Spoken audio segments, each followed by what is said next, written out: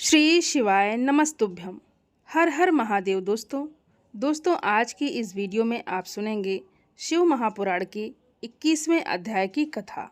तो आइए भगवान भोलेनाथ और माता पार्वती का ध्यान करते हुए कथा को प्रारंभ करते हैं।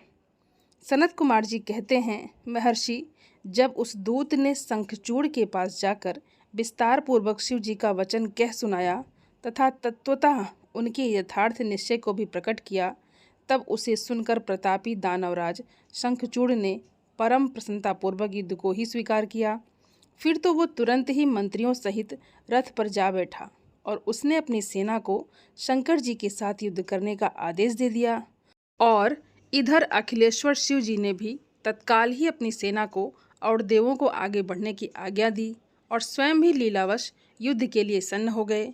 फिर तो शीघ्र ही वो युद्ध भी आरंभ हो गया। उस समय नाना प्रकार के रणवाद बजने लगे। वीरों के शब्द और कोलाहल चारों ओर गूंज उठे। मुने, इस प्रकार देवताओं और दानवों का परस्पर युद्ध होने लगा और उस समय वो दोनों सेनाएं धर्मपूर्वक जूझने लगी। स्वयं महेंद्र वृषपर्वा के साथ लड़ने लगे और विप्रचित के साथ सूर्य का धर्म युद्ध होने लगा। विष्णु दंभ के साथ भीषण संग्राम करने लगे। कालासुर से काल, गोकर्ण से अग्नि, कालके से कुबेर, मैं से विश्वकर्मा, भयंकर से मृत्यु, संहार से यम, कोलंबिक से वरुण, चंचल से वायु, घट पृष्ठ से बुध, रक्ताक्ष से शनिश्चर, रत्नसार से जयंत, वर्ष गढ़ों से वसुगढ़, दोनों दीप्तिमानों से दोनों अश्विनी कुमार, धूम्र से नलकुबर, धुरंधर से धर्म, गढ़काक्ष से मंगल, शोभाकार से वैश्वानर, पिपट से मनमत, गोका मुख चूड़, खड़ग धूम्र, संघल प्रतापी विश्व और पलाश नामक असुरों से 12वें आदित्य धर्म पूर्वक युद्ध करने लगे। इस प्रकार शिव जी की सहायता के लिए आए हुए अमरों का असुरों के साथ युद्ध होने लगा। 11वें महारुद्र महान बल पराक्रम से संपन्न होकर 11वें भयंकर असुर वीरों से भिड़ गए। उग्र और चंडादि के साथ, महामणि राहु के साथ, चंद्रमा और शुक्राचार्य के साथ बृहस्पति धर्म युद्ध करने लगे। इस प्रकार उस महायुद्ध में नंदीश्वर आदि सभी शिवगढ़ श्रेष्ठ दानवों के साथ संग्राम करने लगे। विस्तार भय से उनका पृथक वर्णन ही किया गया है। मुने, उस समय सारी सेनाएं निरंतर युद्ध में व्यस्त थी और शंभु कालीसुत के साथ वटवृक्ष के नीचे विराजमान थे। उधर शंखचूड़ भी रत्नाभरणों से विभूषित होकर करोड़ों दानवों के साथ रमणीय रत्न सिंहासन पर बैठा हुआ था। फिर देवताओं तथा असुरों में चिरकाल तक अत्यंत भयंकर युद्ध होता रहा। फिर शंखचूड़ भी आकर उस भीषण संग्राम में जुट गया और इसी बीच महाबली वीरभद्र समरभूमि में बलशाली शंखचूड़ से जा भिड़े। उस युद्ध में दानवराज जिन जिन अस्त्रों की वर्षा करता था, उनको वीरभद्र खेल ही खेल में अपने बाड़ों से काट डालते थे। व्यास जी, इसी समय देवी भद्रकाली ने भी समरभूमि में जाकर बड़ा भयंकर सिंहनाद किया। उनके उस शब्द को सुनते ही सभी दानव मूर्छित हो गए और उस समय देवी ने बारंबार अट्टहास किया और मधुपान करके वो रण के मुहाने पर नृत्य करने लगी। उनके साथ ही उग्र दृष्टा, उग्रदंडा, कोटवी और अन्य ने भी मधुपान किया और खूब मधु पीकर युद्ध स्थल में नाचना आरंभ कर दिया। उस समय शिवगणों तथा देवों के दलों में महान कोलाहल मच गया। सारा असुर समुदाय बहुत प्रकार से गर्जना करता हुआ हर्षमग्न हो गया। फिर काली ने शंखचूड़ के ऊपर प्रलयकालीन अग्नि की शिखा के समान उद्दीप्त अग्निशास्त्र चलाया, परंतु दानवराज ने वैष्णव शास्त्र से उसे शीघ्र ही शांत कर दिया। तब देवी भद्रकाली ने उस पर नारायण शास्त्र का प्रयोग किया और वो अस्त्र दानव शत्रु को देखकर बढ़ने लगा। तब प्रलयाग्नि की ज्वाला के समान जलते हुए नारायणास्त्र को देखकर शंखचूड़ दंड की भांति भूमि पर लेट गया और बारंबार प्रणाम करने लगा। तब उस दानव को नम्र हुआ देख वो अस्त्र निवृत्त हो गया। तत्पश्चात देवी ने उस पर मंत्र पूर्वक ब्रह्मास्त्र छोड़ा और उस अस्त्र को प्रज्वलित हुआ देख दानवराज ने भूमि पर खड़े होकर उसे प्रणाम कर दिया और ब्रह्मास्त्र से ही उसका निवारण कर दिया। फिर वो दानवराज कुपित हो उठा और वेग पूर्वक अपने धनुष को खींचकर देवी के ऊपर मंत्र पाठ करते हुए दिव्य शास्त्रों की वर्षा करने लगा। भद्रकाली समरभूमि में अपने विस्तृत मुख को फैलाकर उन अस्त्रों को निगल गई और अट्टहास पूर्वक गर्जना करने लगी, जिससे दानव भयभीत हो गए। तब शंखचूड़ ने काली के ऊपर 100 योजन लंबी शक्ति से वार किया, परंतु देवी ने अपने दिव्यास्त्र समूह से उसके 100 टुकड़े कर दिए। इस प्रकार उन दोनों में चिरकाल तक युद्ध होता रहा और सभी देवता तथा दानव दर्शक बनकर उसे देखते रहे। और अंत में देवी ने महान कोपावेश से उस पर वेग पूर्वक मुष्टि प्रहार किया। उसकी चोट से वो दानव चक्कर काटने लगा और उसी क्षण मूर्छित हो गया। फिर क्षण भर में ही उसकी चेतना लौट आई और वो उठ खड़ा हुआ, परंतु उस प्रतापी ने मातृबुद्धि होने के कारण देवी के साथ बाह्य युद्ध नहीं किया। तब देवी ने उस दानव को पकड़कर उसे बारंबार घुमाया और बड़े क्रोध से वेगपूर्वक ऊपर को उछाल दिया। प्रतापी शंखचूड़ वेग से ऊपर को उछला और पृथ्वी पर गिरकर पुनः उठ खड़ा हुआ। उस भयानक युद्ध में उसे बिल्कुल भी डर नहीं लग रहा था, बल्कि उसका मन प्रसन्न था। फिर वो भद्रकाली को प्रणाम करके बहुमूल्य रत्नों द्वारा निर्मित अपने परम मनोहर विमान पर जा बैठा। इधर कालिका भूख से विवल होकर दानवों का रक्तपान करने लगी। और इसी समय वहाँ पर इस प्रकार आकाशवाणी हुई, ईश्वरी, अभी रणभूमि में सिंहनाद करने वाले 1.5 लाख दानवेंद्र और बचे हैं। ये बड़े उद्धत हैं, अतः तुम इन्हें अपना आहार बना लो। परंतु देवी संग्राम में दानवराज शंखचूड़ को मारने के लिए मत दौड़ो, क्योंकि ये तुम्हारे लिए अभ्य है, ऐसा निश्चय समझो। आकाशवाणी द्वारा कहे हुए वचन को सुनकर देवी भद्रकाली ने बहुत से दानवों का मांस भक्षण करके उनका रक्तपान किया और फिर वो शिव जी के निकट चली गई। और वहाँ उन्होंने पूर्वापर के क्रम से सारा युद्ध वृतांत कह सुनाया। व्यास जी ने पूछा, हे बुद्धिमान सनत कुमार जी, कालिका का वो कथन सुनकर महेश्वर ने उस समय क्या कहा और कौन सा कार्य किया, उसे भी आप वर्णन करने की कृपा करें, क्योंकि मेरे मन में उसे सुनने की तीव्र इच्छा जाग उठी है। सनत कुमार जी कहते हैं कि मुने, शंभु तो जीवों के कल्याणकर्ता परमेश्वर और बड़े लीला बिहारी हैं। वे काली द्वारा कहे हुए वचन को सुनकर उन्हें आश्वासन देते हुए हंसने लगे।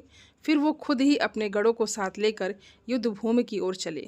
और उस समय वो महावृषभ नंदीश्वर पर सवार थे और उन्हीं के समान पराक्रमी वीरभद्र, भैरव तथा क्षेत्रपाल आदि उनके साथ थे। रणभूमि में पहुंचकर महेश्वर ने वीर रूप धारण कर लिया और उस समय उन रुद्र की बड़ी शोभा हो रही थी और वो मूर्तिमान काल से दिख रहे थे। जब शंखचूड़ की दृष्टि शिव जी पर पड़ी तब वो विमान से उतर पड़ा और परम भक्ति के साथ दंड की तरह पृथ्वी पर लौटकर उसने सिर के बल उन्हें प्रणाम किया। इस प्रकार नमस्कार करने के बाद वो तुरंत ही अपने विमान पर जा बैठा और कवच धारण करके उसने धनुष बाण उठा लिया। फिर तो दोनों ओर से बाणों की झड़ी लग गई। यूं व्यर्थ ही बाण वर्षा करने वाले शिव और शंखचूड़ का वो उग्र युद्ध सैकड़ों वर्षों तक चलता रहा। अंत में युद्ध स्थल में शंखचूड़ का वध करने के लिए महाबली महेश्वर ने सहसा अपना वो त्रिशूल उठाया, जिसका निवारण करना बड़े बड़े तेजस्वियों के लिए भी अशक्य है। और तब तत्काल ही उसका निषेध करने के लिए इस प्रकार आकाशवाणी हुई, शंकर जी, मेरी प्रार्थना सुनिए और इस समय इस त्रिशूल को मत चलाइए। ईश्वर, यदि आप क्षण मात्र में पूरे ब्रह्मांड का विनाश करने में सर्वथा समर्थ हैं, फिर इस अकेले दानव शंखचूड़ की तो बात ही क्या है। फिर भी आप स्वामी के द्वारा देव मर्यादा का विनाश नहीं होना चाहिए। महादेव, आप उस देव मर्यादा को सुनिए और आप उसे सत्य और सफल बनाइए। वो देव मर्यादा ये है कि जब तक इस शंखचूड़ के हाथ में श्री हरि का परम उग्र कवच वर्तमान रहेगा और इसकी पतिव्रता पत्नी अर्थात तुलसी का सतीत्व अखंडित नहीं रहेगा, तब तक इस पर जरा और मृत्यु अपना प्रभाव नहीं डाल सकेंगे। अतः हे जगदीश्वर शंकर जी, ब्रह्मा के इस वचन को सत्य कीजिए। तब शिव जी ने उस आकाशवाणी को सुनकर तथास्तु कहकर उसे स्वीकार कर लिया और विष्णु जी को उस कार्य के लिए प्रेरित किया। फिर तो शिव जी की इच्छा से विष्णु जी वहाँ से चल पड़े। वे तो मायावियों में भी श्रेष्ठ मायावी ठहरे, अतः उन्होंने एक वृद्ध ब्राह्मण का वेश धारण किया और शंखचूड़ के निकट जाकर उससे इस प्रकार कहा कि हे दानवेंद्र, इस समय मैं याचक होकर तुम्हारे पास आया हूँ, तुम मुझे भिक्षा दो। दीनवत्सल, अभी मैं अपने मनोरथ को प्रकट नहीं करूँगा। जब तुम देना स्वीकार कर लोगे तब पीछे से मैं उसे बताऊँगा और तुम उसे पूर्ण कर देना। ब्राह्मण की बात सुनकर राजेंद्र शंखचूड़ का मुख और नेत्र प्रसन्नता से खिल उठे। जब उसने ओम कहकर उसे स्वीकार कर लिया तब ब्राह्मण ने छलपूर्वक कहा, मैं तुम्हारा कवच चाहता हूँ। और ये सुनकर ऐश्वर्यशाली दानवराज शंखचूड़ ने, जो ब्राह्मण भक्त और सत्यवादी था, वो दिव्य कवच जो उसे प्राणों के समान था, वो ब्राह्मण को दे दिया। इस प्रकार श्री हरि ने माया द्वारा उससे वो कवच ले लिया और फिर शंखचूड़ का रूप धारण करके वो तुलसी के पास जा पहुँचे और वहाँ जाकर सबकी आत्मा और तुलसी के नित्य स्वामी श्री हरि ने शंखचूड़ रूप से उसके शील का हरण कर लिया। उसी समय श्री विष्णु भगवान ने शंभु से अपनी सारी बात कह सुनाई। तब शिव जी ने शंखचूड़ के वध के निमित्त अपना उदित त्रिशूल हाथ में लिया। परमात्मा शंकर का वो विजय नामक त्रिशूल अपनी उत्कृष्ट प्रभा बिखेर रहा था। उससे सारी दिशाएं, पृथ्वी और आकाश प्रकाशित हो उठे। वो मध्याह्नकालीन करोड़ों सूर्यों तथा प्रलयाग्नि की शिखा के समान चमकीला था। उसका निवारण करना सर्वथा असंभव था। वो दुर्धर्ष, कभी व्यर्थ न होने वाला और शत्रुओं का संहारक था। वो तेजों का अत्यंत उग्र समूह, संपूर्ण शास्त्र अस्त्रों का सहायक, भयंकर और सारे देवताओं तथा असुरों के लिए दुस्सह था। वो एक ही स्थान पर ऐसा दमक रहा था मानो लीला का सहारा लेकर संपूर्ण ब्रह्मांड का संहार करने के लिए उद्यत हो। उसकी लंबाई 1000 धनुष और चौड़ाई 100 हाथ थी। उस जीव ब्रह्म स्वरूप शूल का किसी के द्वारा निर्माण नहीं हुआ था। उसका रूप नित्य था। आकाश में चक्कर काटता हुआ वो त्रिशूल शिव जी की आज्ञा से शंखचूड़ के ऊपर गिरा और उसने उसी क्षण उसे राख की ढेरी बना दिया। हे विप्र, महेश्वर का वो शूल मन के समान वेगशाली था। वो मन की गति से चलने वाला था। वो शीघ्र ही अपना कार्य पूर्ण करके शंकर जी के पास आ पहुंचा और फिर आकाश मार्ग से चला गया। उस समय स्वर्ग में दुदुम्बियाँ बजने लगी, गंधर्व और किन्नर गान करने लगे, देवों तथा मुनियों ने स्तुति गान आरंभ कर दिया और अप्सराएं नृत्य करने लगी। शिव जी के ऊपर लगातार पुष्पों की वर्षा होने लगी और ब्रह्मा, विष्णु, इंद्र आदि देवता तथा मुनिगण उनकी प्रशंसा करने लगे। दानवराज शंखचूड़ भी शिव जी की कृपा से श्राप मुक्त हो गया और उसे उसके पूर्व अर्थात श्री कृष्ण पार्षद रूप की प्राप्ति हो गई। शंखचूड़ की हड्डियों से शंख जाति का प्रादुर्भाव हुआ और जिस शंख का जल शंकर के अलावा देवताओं के लिए प्रशस्त माना जाता है, यही कारण है कि कभी भी भगवान शिव का या शिवलिंग का अभिषेक शंख से नहीं किया जाता। महामुनि श्री हरि और लक्ष्मी जी को तथा उनके संबंधियों को शंख और शंख द्वारा अर्पित किया गया जल अत्यंत प्रिय है, किंतु शिव जी के लिए कभी नहीं। इस प्रकार शंखचूड़ को मारकर शंकर, उमा, स्कंद और गणों के साथ प्रसन्नतापूर्वक नंदीश्वर पर सवार होकर शिवलोक को चले गए। भगवान विष्णु ने बैकुंठ लोक के लिए प्रस्थान किया और देवगण परमानंद मगन होकर अपने अपने लोक को चले गए। उस समय जगत में चारों ओर परम शांति छा गई। सबको निर्विघ्न रूप से सुख मिलने लगा। आकाश निर्मल हो गया और सारी पृथ्वी पर उत्तम उत्तम मंगलकारी होने लगे। मुने, इस प्रकार मैंने तुमसे महेश के जिस चरित्र का वर्णन किया है वो परम आनंददायक, सर्व दुखहारी, लक्ष्मी व्रत और सभी कामनाओं को पूर्ण करने वाला है। व्यास जी के पूछने पर सनत कुमार जी ने कहा, हे महर्षि, रणभूमि में आकाशवाणी को सुनकर जब देवेश्वर शंभु ने श्रीहरि को प्रेरित किया, तब वो तुरंत ही अपनी माया से ब्राह्मण का वेश धारण करके शंखचूड़ के पास जा पहुँचे और उन्होंने उससे परमोत्कृष्ट कवच मांग लिया और फिर शंखचूड़ का रूप बनाकर वो तुलसी के घर की ओर चले और वहाँ पहुंचकर उन्होंने तुलसी के महल के द्वार के निकट नगाड़ा बजाया और जय जयकार से सुंदरी तुलसी को अपने आगमन की सूचना दी। उसे सुनकर सती साध्वी तुलसी ने बड़े आदर के साथ झरोखे के रास्ते राजमार्ग की ओर झाँका। अपने पति को आया हुआ जानकर वो परमानंद में निमग्न हो गई। उसने तत्काल ही ब्राह्मणों को धन दान करके उनसे मंगलाचार कराया और फिर अपना श्रृंगार किया। इधर देवताओं का कार्य सिद्ध करने के लिए माया से शंखचूड़ का स्वरूप धारण करने वाले भगवान विष्णु रथ से उतरकर देवी तुलसी के भवन में गए। तुलसी ने पति के रूप में आए हुए भगवान का पूजन किया, बहुत सी बातें की, फिर उनके साथ रमण किया। तब उस साध्वी ने सुख, सामर्थ्य और आकर्षण में व्यक्ति क्रम देखकर सब पर विचार किया और संदेह उत्पन्न करने पर वो बोली, तू कौन है? ऐसा डांटते हुए कहने लगी, दुष्ट, मुझे शीघ्र बतला कि माया द्वारा मेरा उपभोग करने वाला तू कौन है? तूने मेरा सतीत्व नष्ट कर दिया है, अतः मैं तुझे अभिशाप देती हूँ। सनत कुमार जी कहते हैं, ब्राह्मण, तुलसी का वचन सुनकर श्री हरि ने लीलापूर्वक अपनी परम मनोहर मूर्ति धारण कर ली। तब उस रूप को देखकर तुलसी ने लक्षणों से पहचान लिया कि ये तो साक्षात विष्णु जी हैं, परंतु उसका पतिव्रत नष्ट हो चुका था, इसलिए वो कुपित होकर विष्णु जी से कहने लगी, हे विष्णु, तुम्हारा मन पत्थर के सदृश कठोर है, तुम में दया का लेश मात्र भी नहीं है। मेरे पति धर्म के भंग हो जाने से निश्चय ही मेरे स्वामी भी मारे गए होंगे, क्योंकि तुम पाषाण सदृश कठोर, दया रहित और दुष्ट हो, इसलिए अब तुम मेरे श्राप से पाषाण स्वरूप ही हो जाओ। सनत कुमार जी कहते हैं कि मुने, ऐसा कहकर शंखचूड़ की वो सती साध्वी पत्नी तुलसी फूट फूट कर रोने लगी और शोकाकुल होकर बहुत तरह से विलाप करने लगी। इतने में ही वहाँ भक्त वत्सल भगवान शंकर जी प्रकट हुए और उन्होंने तुलसी को समझा कर कहा, देवी, अब तुम दुख को दूर करने वाली मेरी बात सुनो और श्री हरि भी स्वस्थ मन से उसे श्रवण करें, क्योंकि तुम दोनों के लिए जो सुखकारक होगा वही मैं कहूँगा। भद्रे, तुमने जिस मनोरथ को लेकर तप किया था ये उसी तपस्या का फल है, भला वो अन्यथा कैसे हो सकता है। इसलिए तुम्हें उसके अनुरूप ही फल प्राप्त हुआ है। अब तुम इस शरीर को त्याग कर दिव्य देह धारण कर लो और लक्ष्मी के समान नित्य श्री हरि के साथ बैकुंठ में विहार करती रहो। तुम्हारा ये शरीर जिसे तुम छोड़ दोगी नदी के रूप में परिवर्तित हो जाएगा। वो नदी भारतवर्ष में पुण्य रूपा गंडकी के नाम से प्रसिद्ध होगी। महादेवी, कुछ काल के बाद मेरे वर के प्रभाव से देव पूजन सामग्री में तुलसी का प्रधान स्थान हो जाएगा। सुंदरी, तुम स्वर्गलोक में, मृत्युलोक में और पाताल में सदा श्री हरि के निकट ही निवास करोगी और पुष्पों में श्रेष्ठ तुलसी का वृक्ष हो जाओगी। तुम बैकुंठ में दिव्य रूप धारणी वृक्षों की अधिष्ठात्री देवी बनकर सदा एकांत में श्री हरि के साथ क्रीड़ा करोगी और उधर भारतवर्ष में जो नदियों की अधिष्ठात्री देवी होंगी वो परम पुण्य प्रदान करने वाली होंगी और श्री हरि के अंशभूत लवण सागर की पत्नी बनेंगी तथा श्री हरि भी तुम्हारे श्रापवश पत्थर का रूप धारण करके भारत में गंडकी नदी के जल के निकट निवास करेंगी। वहाँ तीखी दाढ़ों वाले करोड़ों भयंकर कीड़े उस पत्थर को काटकर उसके मध्य में चक्र का आकार बनाएंगे।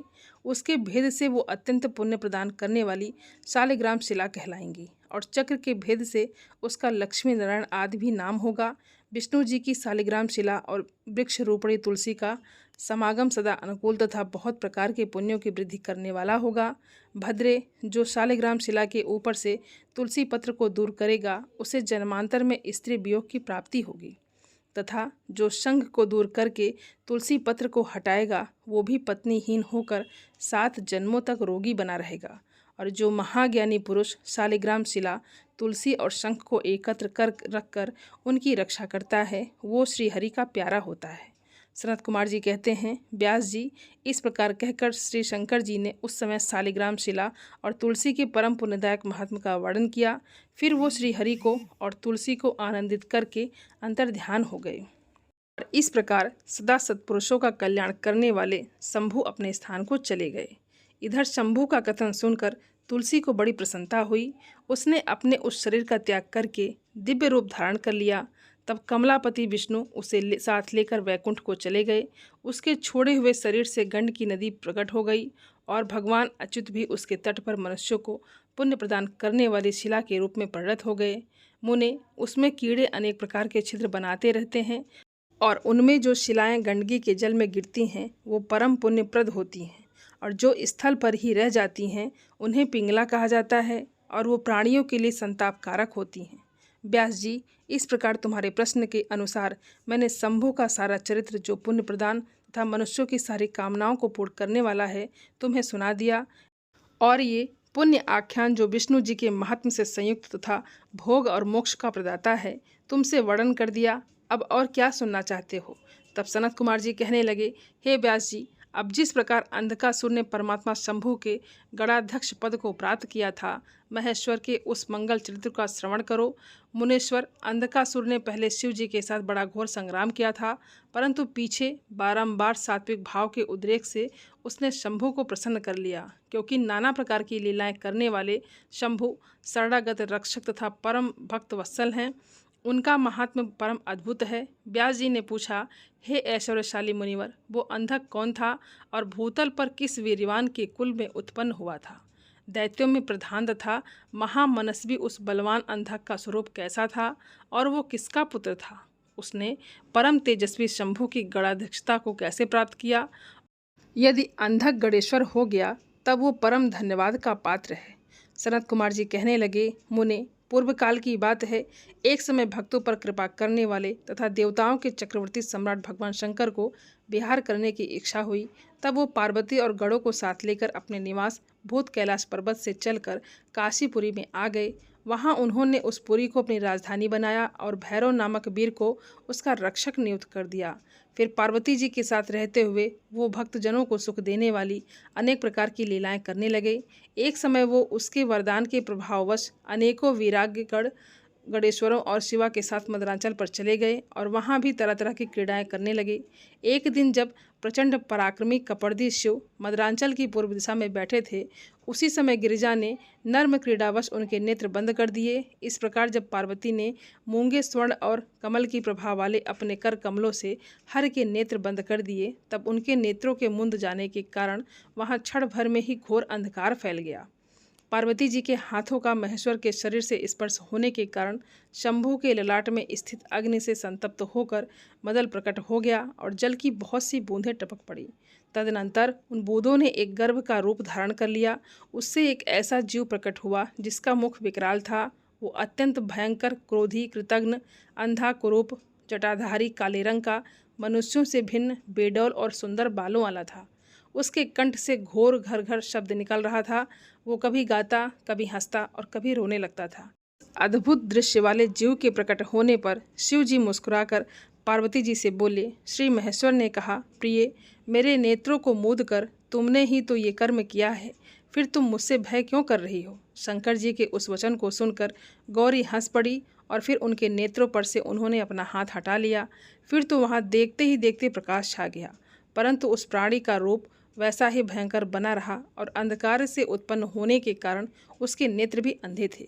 तब वैसे प्राणी को प्रकट हुआ देखकर गौरी ने महेश्वर से पूछा, भगवान, मुझे सच सच बताइए कि हम लोगों के सामने प्रकट हुआ ये बेडौल प्राणी कौन है?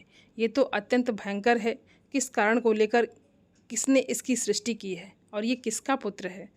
सनत कुमार जी कहते हैं, महर्षि, जब लीला रचने वाली तथा तीनों लोगों की जननी गौरी ने सृष्टिकर्ता की उस अंधी सृष्टि के विषय में इस प्रकार प्रश्न किया, तब लीला बिहारी भगवान शंकर अपनी प्रिया के उस वचन को सुनकर कुछ मुस्कुराए और इस प्रकार बोले। महेश्वर ने कहा, अद्भुत चरित्र रचने वाली हे अंबिके, सुनो, जब तुमने मेरे नेत्र मूंद लिए थे उस समय ये अद्भुत और प्रचंड पराक्रमी प्राणी मेरे पसीने से प्रकट, इसका नाम अंधक है। तुम ही इसको उत्पन्न करने वाली हो, अतः सखियों सहित तुम्हें करुणापूर्वक इसके गढ़ों से यथा योग्य रक्षा करते रहना चाहिए। हे आर्य, इस प्रकार बुद्धिपूर्वक विचार करके ही तुम्हें सब कार्य करने चाहिए। सनत कुमार जी कहते हैं, मुने, अपने स्वामी के ऐसे वचन सुनकर गौरी का हृदय करुणार्थ हो गया। वो अपने सखियों सहित अंधक की अपने पुत्र की तरह नाना प्रकार के उपायों द्वारा रक्षा करने लगी। फिर शिष्य ऋतु आने पर दैत्य हिरण्याक्ष पुत्र की कामना से उसी वन में आया, क्योंकि उसकी पत्नी ने उसके ज्येष्ठ बंधु की संतान परंपरा को देखकर उसे संतानार्थ तपश्चर्यों के लिए प्रेरित किया था। वहाँ वो कश्यप नंदन हिरण्याक्ष वन का आश्रय लेकर पुत्र प्राप्ति के लिए घोर तप करने लगा। उसके मन में महेश्वर के दर्शन की इच्छा थी, अतः वह क्रोध आदि दोषों को अपने वश में करके ठूंठ की भांति निश्चल होकर समाधि में लीन हो गया। तब जिसकी ध्वजा में वृष का चिन्ह वर्तमान है और जो पिनाक धारण करने वाले हैं, वो महेश उसकी तपस्या से पूर्णतया प्रसन्न होकर उसे वर प्रदान करने के लिए चले और उस स्थान पर पहुंचकर दैत्य प्रवर हिरण्याक्ष से बोले। महेश ने कहा, हे दैत्यनाथ, अब तू अपनी इंद्रियों का विनाश मत कर। किस लिए तूने इस व्रत का आश्रय लिया है? तू अपना मनोरथ तो प्रकट कर। मैं वरदाता शंकर हूँ, अतः तेरी जो भी इच्छा होगी वो सब मैं तुझे प्रदान करूँगा। सनत कुमार जी कहते हैं, महर्षि, महेश्वर के उस सरस वचन को सुनकर दैत्यराज हिरण्याक्ष परम प्रसन्न हुआ। उसने गिरीश के चरणों में नमस्कार करके अनेक प्रकार से उनकी स्तुति की। फिर वो अंजलि बांधे सिर झुकाकर इस प्रकार कहने लगे, हे चंद्रभान, मेरे उत्तम पराक्रम संपन्न तथा दैत्य कुल के अनुरूप कोई पुत्र नहीं है, इसलिए मैंने इस व्रत का अनुष्ठान किया है। देवेश, मुझे परम बलशाली पुत्र दीजिए। सनत कुमार जी कहते हैं, मुनि, दैत्यराज के उस वचन को सुनकर कृपालु शंकर प्रसन्न हो गए और उससे बोले, तेरे भाग्य में तेरे वीर से उत्पन्न होने वाला पुत्र तो लिखा नहीं है, किंतु मैं तुझे एक पुत्र देता हूँ। मेरा एक पुत्र है जिसका नाम अंधक है। वो तेरे ही समान पराक्रमी और अजय है। तू संपूर्ण दुखों को त्याग कर उसी को पुत्र रूप में से वर्ण कर ले और इस प्रकार पुत्र की प्राप्ति कर ले। सनत कुमार जी कहते हैं, महर्षि, उससे यूं कहकर गौरी के साथ विराजमान उन महात्मा भूतनाथ त्रिपुरारी शंकर ने प्रसन्न होकर हिरण्याक्ष को वो पुत्र दे दिया। इस प्रकार शिव जी से पुत्र प्राप्त करके वो महामनस्वी दैत्य परम प्रसन्न हुआ। फिर उसने अनेकों स्तोत्रों द्वारा रुद्र की पूजा करके प्रदक्षिणा की और फिर वो अपने राज्य को चला गया। गिरीश से पुत्र प्राप्त कर लेने के बाद वो प्रचंड पराक्रमी दैत्य संपूर्ण देवताओं को जीतकर इस पृथ्वी को अपने देश से रसातल में उठा लाया। तब देवताओं, मुनियों और सिद्धों ने अत्यंत पराक्रमी विष्णु जी की आराधना की। फिर तो भगवान विष्णु सर्वात्मक यज्ञमय विकराल वराहत शरीर धारण करके थूथुन के अनेकों प्रहार से पृथ्वी को विदीर्ण करके पाताल लोक में जा घुसे। वहां उन्होंने कभी न टूटने वाले अपनी अगली दाढ़ों से तथा थूथुन से सैकड़ों दैत्यों का कचूमर निकालकर अपने वज्र सदृश कठोर पाद प्रहारों से निशाचरों की सेना को मथ डाला। फिर अद्भुत और प्रचंड तेजस्वी श्री विष्णु ने करोड़ों सूर्यों के समान प्रकाशमान सुदर्शन चक्र से हिरण्याक्ष के प्रज्वलित सिर को काट लिया और दुष्ट दैत्यों को जलाकर भस्म कर दिया। ये देखकर देवराज इंद्र को बड़ी प्रसन्नता हुई। उन्होंने उस असुर राज्य पर अंधक को अभिषेक कर दिया। फिर महात्मा इंद्र श्री विष्णु को अपनी दाढ़ी द्वारा पाताल लोक से पृथ्वी को लाते हुए देखकर परम प्रसन्न हुए और अपने स्थान पर आकर पूर्ववत स्वर्ग और भूतल की रक्षा करने लगे। इधर वराह रूप धारण करके उत्तम कार्य करने वाले उग्र रूपधारी श्री हरि प्रसन्नचित्त हुए। समस्त देवों, मुनियों और पद्मयों ने ब्रह्मा द्वारा प्रशंसित होकर अपने लोक को चले गए। इस प्रकार वराह रूपधारी विष्णु जी द्वारा असुर राज हिरण्याक्ष के मारे जाने पर समस्त देव, मुनि तथा अन्यान्य जीव सभी प्रसन्न और सुखी हो गए। शरत कुमार जी कहते हैं, व्यास जी, इधर वराह रूपधारी श्री हरि के द्वारा इस प्रकार भाई के मारे जाने पर हिरण्याकश्यप शोक और क्रोध से संतप्त हो उठा। श्री हरि के साथ वर करना तो उसे रुचता ही था, अतः उसने संहार प्रेमी वीर असुरों को प्रजा का विनाश करने के लिए आज्ञा दे दी। तब वो संहार प्रिय असुर स्वामी की आज्ञा को सिरोधार्य करके देवताओं और प्रजाओं का विनाश करने लगे। इस प्रकार जब उन दुष्ट चित्त वाले असुरों द्वारा सारा देवलोक तहस नहस कर दिया गया, तब देवता स्वर्ग को छोड़कर गुप्त रूप से भूतल पर विचरने लगे। उधर भाई की मृत्यु से दुखी हुए हिरण्याकश्यप ने भाई को जलांजलि देकर उसकी स्त्री आदि को ढांढस बताया। फिर उस दैत्यराज ने अपने लिए विचार किया कि मैं अजय, अजर और अमर हो जाऊं, मेरा ही एक छत्र साम्राज्य रहे और मेरे कोई भी प्रतिद्वंदी शेष ना रह जाएं। मैं ऐसी धारणा बनाकर वो मंत्रांचल पर गया और वहाँ एक गुफा में अत्यंत घोर तपस्या करने लगा। उस समय वो पैर के अंगूठे के बल खड़ा हुआ था। उसकी भुजाएं ऊपर को उठी हुई थी और उसकी दृष्टि आकाश की ओर लगी हुई थी।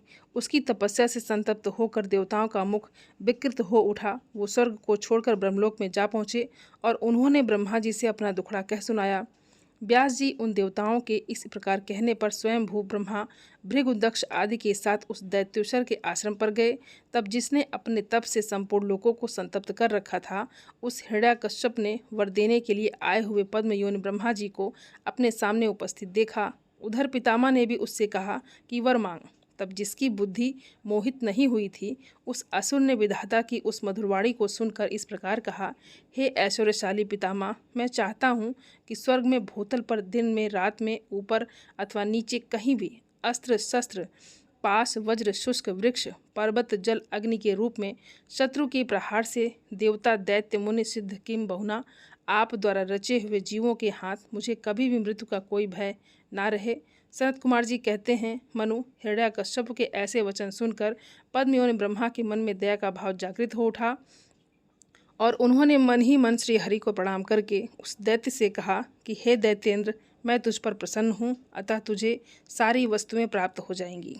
तूने 96,000 वर्षों तक जो कठिन तप किया है, अब तेरी कामना पूर्ण हो चुकी है। अब तपस्या को छोड़कर उठ और दानों के राज्य का उपभोग कर। ब्रह्मा जी की वाणी सुनकर हिरण्याकश्यप का मुख प्रसन्नता से खिल उठा। इस प्रकार जब पितामह ने उसे दानव राज्य पर अभिषिक्त कर दिया, तब वो उन्मत्त हो उठा और त्रिलोकी को नष्ट करने का विचार करने लगा। फिर तो उसने संपूर्ण धर्मों का उच्छेद करके संग्राम में सभी देवताओं को भी जीत लिया। तब देवता गढ़ भाग कर विष्णु जी के पास पहुँचे। वहाँ श्री हरि ने देवताओं और मुनियों की दुख गाथा सुनकर उन्हें आश्वासन दिया और शीघ्र ही उस दैत्य के वध करने का उन्हें वचन भी दिया। तब देवतागण संतुष्ट होकर अपने अपने स्थान को लौट गए। फिर श्री हरि ने ऐसा रूप धारण किया जो आधा सिंह आधा मनुष्य का था। वो अत्यंत भयंकर और विकराल दिख रहा था। उसका मुख खूब फैला हुआ था, नासिका बहुत सुंदर थी और नख भी तीखे थे। गर्दन पर जटाएं लहरा रही थी, दाढ़ें ही आयुध थी। उससे करोड़ों सूर्यों के समान प्रभा छिटक रही थी और उसका प्रभाव भी प्रलयकालीन अग्नि के समान था। उन अतुल प्रभावशाली नरसिंह को देखकर सभी दैत्य एक साथ उन पर टूट पड़े। तब उन अद्भुत पराक्रमी नरसिंह ने महाबली दैत्यों के साथ युद्ध करके बहुतेरों को मार डाला। और बहुतों को पकड़कर तोड़ मरोड़ दिया। फिर वो उस नगर में घूमने लगे। तब उन सर्वमय सिंह को देखकर दैत्यराज के पुत्र प्रहलाद ने राजा से कहा, ये मृगेंद्र तो जगन्मय दिख रहा है, ये यहाँ किस लिए आया है? प्रहलाद ने फिर से कहा, पिताजी, मुझे तो ऐसा लग रहा है कि ये भगवान अनंत हैं और नरसिंह का रूप धारण करके आपके नगर में प्रविष्ट हुए हैं, क्योंकि मुझे इस समय इनकी मूर्ति बहुत बड़ी विकराल दिख रही है। अतः आप युद्ध से हटकर इनकी शरण में जाइए। इनसे बढ़कर त्रिलोकी में दूसरा कोई योद्धा नहीं है, इसलिए आप इन मृगेंद्र के सामने शीश झुकाकर अपने राज्य का उपभोग कीजिए। अपने पुत्र की बात सुनकर उस दुरात्मा ने उससे कहा, बेटा, क्या तू भयभीत हो गया? अपने पुत्र से ऐसा कहकर दैत्यों के अधिपति राजा हिरण्यकश्यप ने महाबली दैत्यों का आज्ञा देते हुए कहा, वीरों, तुम लोग इस बेडोल भ्रुकुटी और नेत्र वाले सिंह को पकड़ लो। तब स्वामी की आज्ञा से उन मृगेंद्र को पकड़ने की इच्छा से वो सभी बड़े बड़े दैत्य रणभूमि में घुसे, परंतु जैसे रूप की अभिलाषा से अग्नि में प्रवेश करने वाले पतंगे जल भुन जाते हैं, ठीक उसी तरह वो सब के सब क्षण भर में ही जलकर भस्म हो गए। और दैत्यों की भस्म हो जाने पर भी वो दैत्यराज संपूर्ण शस्त्र अस्त्र शक्ति रष्टि पास अंकुश और पावक आदि से उन मृगेंद्र के साथ लोहा लेता ही रहा। इस प्रकार बहुत काल तक युद्ध हुआ और फिर अंत में उन नरसिंह ने वज्र के समान कठोर अपनी अनेकों भुजाओं से उस दैत्य को पकड़ लिया और उसे अपनी जंघाओं पर लिटाकर दानवों के मर्म को वितीर्ण करने वाले नखांकुरों से अर्थात अपने नाखूनों से उसकी छाती चीर डाली। खून से लथपथ हुए उसके हृदय कमल को निकाल लिया। फिर तो उसी क्षण उसके प्राण पखेरु उड़ गए। तब भगवान नृसिंह ने बारंबार के आघात से जिसके सारे अंग चूर चूर हो गए थे, उस काष्ठभूत दैत्य को छोड़ दिया। उस समय उस देव शत्रु के मारे जाने पर उन्हें बड़ी प्रसन्नता हुई। उसी अवसर पर भक्त प्रहलाद ने आकर उनके चरणों में सिर झुकाया। तब अद्भुत पराक्रमी श्री हरि ने प्रहलाद को बुलाकर उन दैत्यों के राज पर अभिषिक्त कर दिया और स्वयं आतर्कित गति को प्राप्त हो गए, अर्थात वहीं अंतर्ध्यान हो गए। फिर पितामह आदि समस्त सुरेश्वर परम प्रसन्न होकर अपना कार्य सिद्ध करने वाले पूजनीय विष्णु भगवान को उसी दिशा में प्रणाम करके अपने अपने धाम को चले गए। विप्रवर प्रसंगवश मैंने रुद्र से अंधक की उत्पत्ति, वरा से हिरण्याक्ष की मृत्यु, नरसिंहों के हाथों उसके भाई का विनाश और प्रहलाद की राज्य प्राप्ति का वर्णन दिया है। द्विज श्रेष्ठ, अब मैं शिव जी की कृपा से प्राप्त हुए अंधक के प्रभाव, शंकर जी के साथ उसके युद्ध का और पीछे जिस प्रकार महेश के गणाध्यक्ष पद की प्राप्ति हुई, उस कथा के भी वर्णन करता हूँ, सुनो। सनत कुमार जी कहते हैं, मुनिवर, एक समय हिरण्याक्ष का पुत्र अंधक अपने भाइयों के साथ विहार में संलग्न था। उसी समय उसके कामासक्त मंदहात भाइयों ने उससे कहा, अरे अंधे, तुम्हें तो अपराध से भला क्या प्रयोजन है? हिरण्याक्ष तो मूर्ख था, जो उसने घोर तप द्वारा शंकर जी को प्रसन्न करके भी तुम जैसे कुरूप, बेडोल, कलिप्रिय और नेत्रहीन को प्राप्त किया। ऐसे तुम तो राज्य के भागी हो ही नहीं सकते, क्योंकि भला तुम्हें विचार करो कि कहीं दूसरे उत्पन्न हुआ पुत्र भी राज्य प्राप्त करता है? सच पूछें तो निश्चय ही इस राज्य के भागी केवल हम ही लोग हैं। सनत कुमार जी कहते हैं, मुने, उन लोगों की वो बात सुनकर अंधक दीन हो गया। फिर उसने स्वयं ही बुद्धिपूर्वक विचार करके तरह तरह की बातों से उन्हें शांत किया और रात के समय वो निर्जन वन में चला गया। वहाँ उसने हजारों वर्षों तक घोर तप करके अपने शरीर को सुखा डाला और अंत में उस शरीर को अग्नि में होम कर देना चाहा। तब ब्रह्मा जी ने उसे वैसा करने से रोकते हुए कहा, दानव, अब तू वर मांग ले। सारे संसार में जिस दुर्लभ वस्तु को प्राप्त करने की तेरी अभिलाषा हो, उसे तू मुझसे ले ले।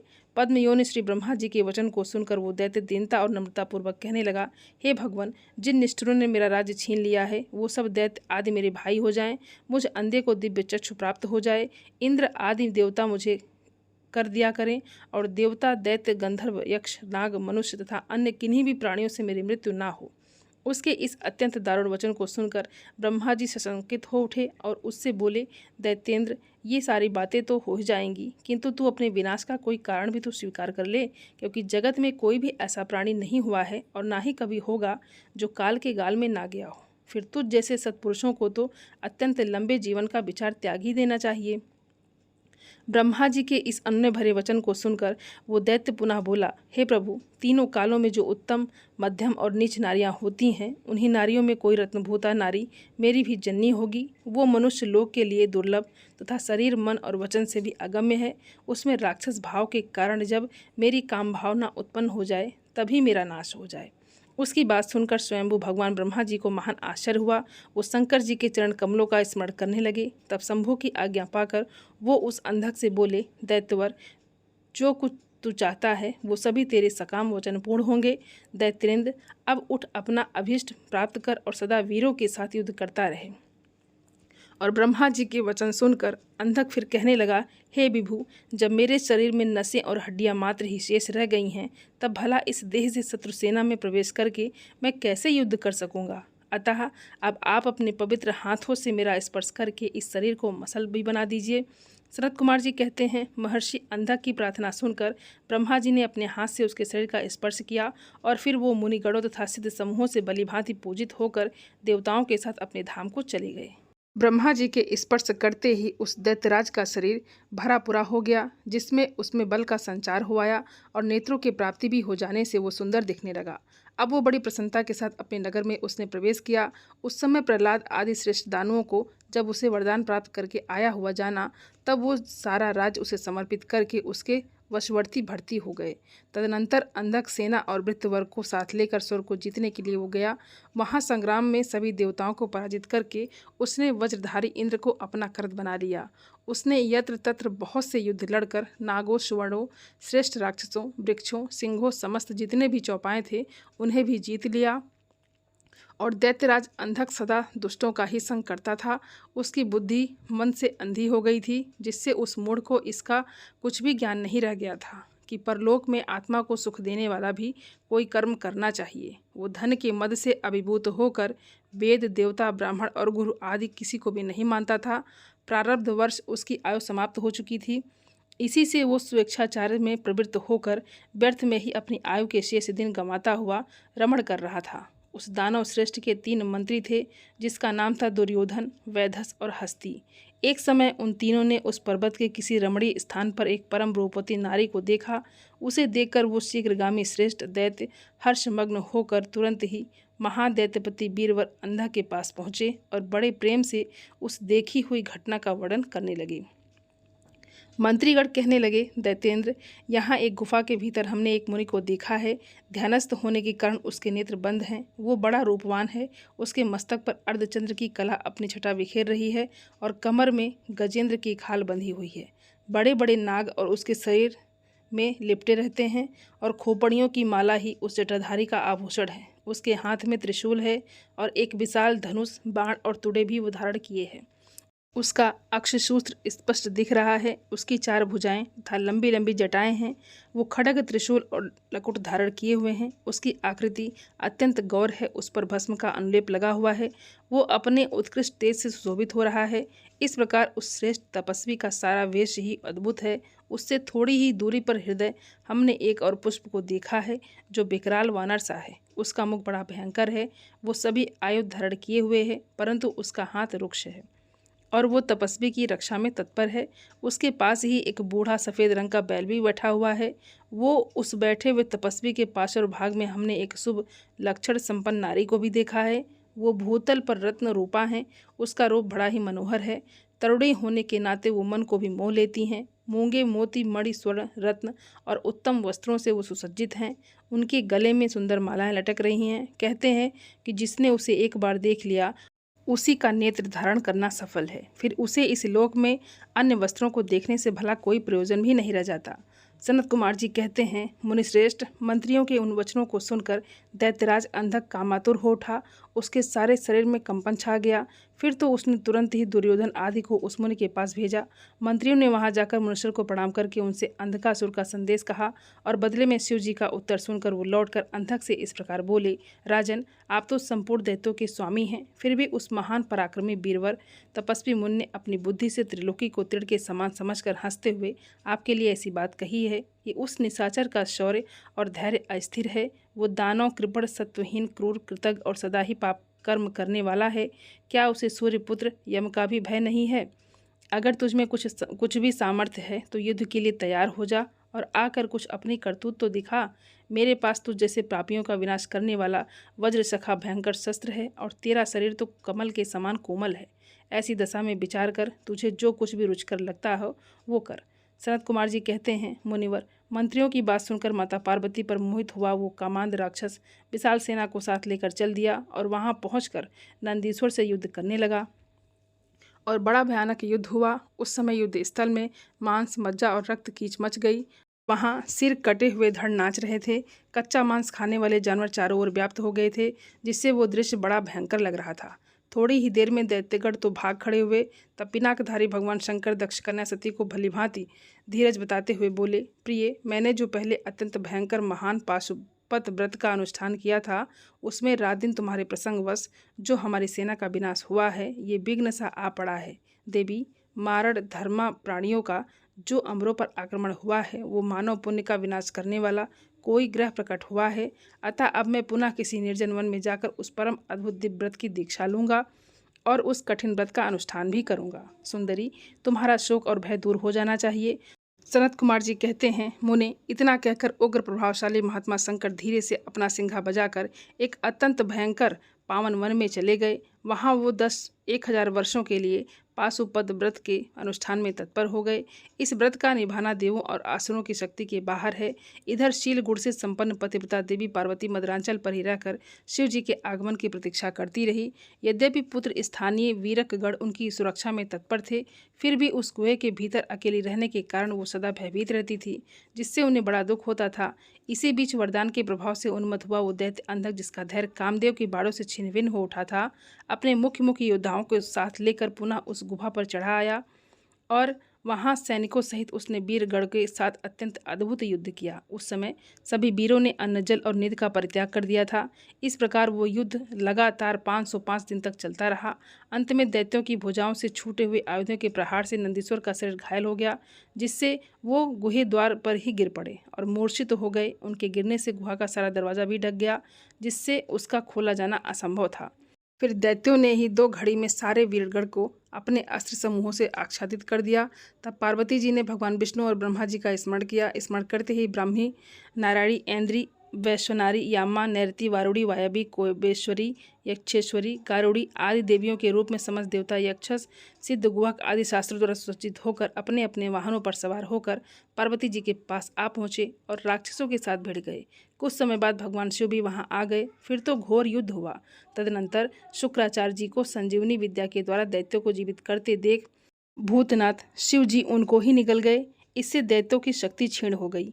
व्यास जी अंधक, महान पराक्रम वीर और त्रिपुर हंता शिव जी के समान ही बुद्धिमान था। सैकड़ों वरदान मिलने के कारण वो उन्माद के वशीभूत हो रहा था। फिर भी शिव जी पर विजय पाने के लिए उसने दूसरी माया रची। जब प्रलयकालीन अग्नि के समान शरीर धारण करने वाले भूतनाथ त्रिपुरारी शंकर ने अपने त्रिशूल से उसे बुरी तरह छेद डाला, तब भूतल पर गिरे हुए उसके रक्त कणों से यूथ के यूथ अंधक प्रकट हो गए और उससे सारी रणभूमि व्याप्त हो गई। तब आक्रांत होकर भगवान विष्णु ने प्रमदगढ़ शिव जी को बुलाकर योग बल से एक ऐसा अजय स्त्री रूप धारण किया, जिसका मुख विकृत था और उग्र, विकराल और कंकाल मात्र था। वो स्त्री रूप शंभु के कान से निकला था। जब उन देवी ने रणभूमि में उपस्थित होकर अपने युगल चरणों से पृथ्वी को अलंकृत किया, तब सभी देवतागण उनकी स्तुति करने लगे।